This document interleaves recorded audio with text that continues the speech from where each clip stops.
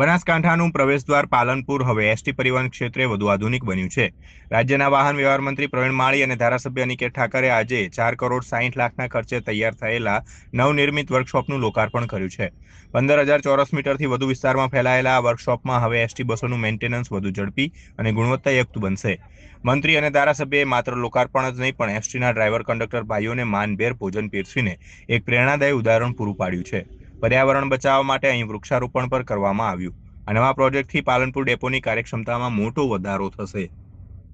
આજરોજ ડીસા ખાતે બસ સ્ટેશનનું નવીનીકરણ અને પાલનપુરમાં વર્કશોપનું લોકાર્પણ આજથી 1.5 થી 2 વર્ષ પહેલાં આ વર્કશોપના નવીનીકરણ માટેની પ્રક્રિયાઓ હાથ ધરાઈ હતી અને આજે એનું લોકાર્પણ થઈ રહ્યું છે.